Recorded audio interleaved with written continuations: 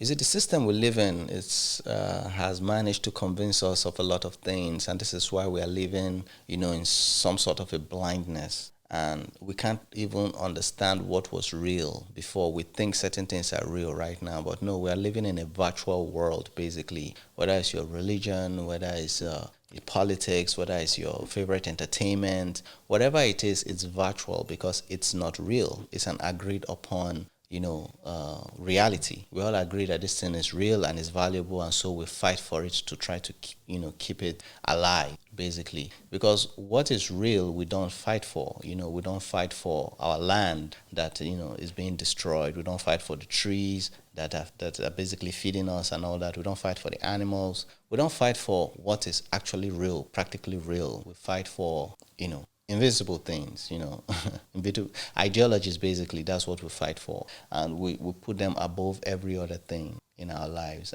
And this is what the system has done, and this is why they own us. It doesn't matter what you believe in, which religion you believe in, which political party you believe in, which other ideologies, which sport club you support, whatever it is the ideology is, it doesn't matter. As long as you believe in something, they own you because you're believing in a virtual ideal.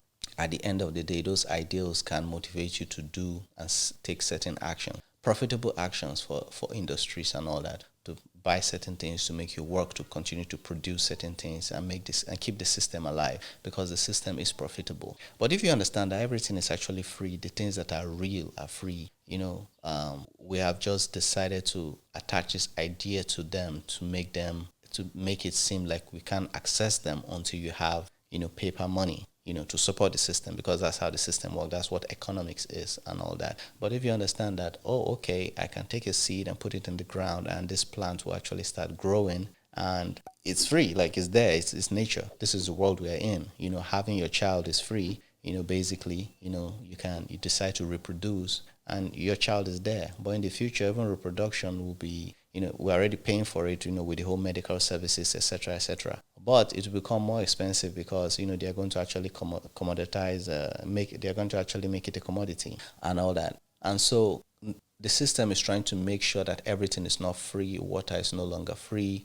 Your food is no longer free. Every plant that you can use to heal yourself is no longer free. And who knows, air will no longer be free in the future. Everything will become something that you need to work first, earn money, and be able to pay for in order to access. Meanwhile, at the beginning, it was all free, and it was all free and fair. As a society, we can all live and just enjoy ourselves, no matter what. But in the spirit of progress, they decided to come up with a system that has now enslaved all of us. And this system, there's nothing that is totally good. It has its good side, it has its bad side. But the thing is that most people will always be in poverty no matter what it is, because that is how the system works. They have to be people that are on the ground actually slaving to ensure that the people at the top actually living the best life possible. That's just how the system works. No matter what, check the religious bodies, check the political system, check the sporting system. There will just be a few people who are winning and the rest of them are losing. Have you ever decided to ask yourself, why is that? Why is that the way it is? Why is it that only a few people have to win?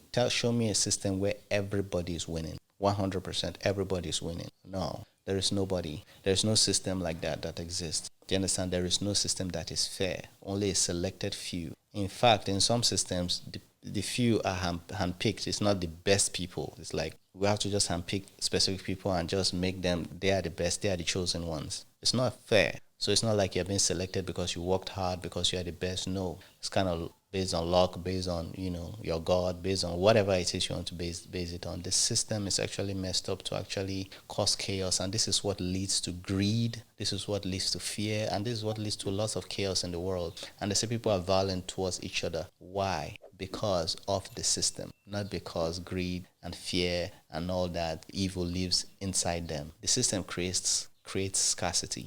And that scarcity, it now becomes, it's either me or you, because there's not enough to go around. And that now leads to all sort of behavior between humans. And it sucks out the love from the world. Because we're in a system, in a world that is filled with abundance and all that, all of a sudden there's chaos, people fighting and killing each other because, there's limited resources. Meanwhile, there's an abundance of resources. Gold is literally free. It comes from the ground. There are places in Africa that people are digging and just pick up gold. But there is somebody who will say, okay, that gold does not belong to you. It belongs to this particular set of people. And if you want it, you have to go through this route in order to get it, which is almost impossible. And it creates a different dynamic. The system is to blame for most of the things we see in our society, not that evil resides in the hearts of men. The world will be filled with love if we had a fair society where everybody can grow their own food, where there's just abundance. No system is limiting it. Because if I could heal myself, if the knowledge is allowed to flourish, because you can actually heal yourself, if the knowledge is allowed to flourish where I can walk out of my house, go to my little garden, and I've planted 1 or 2 plants to actually take and just heal myself, there will be no need for me to work hard, invest 4-6 years in some one career or the other to go and start earning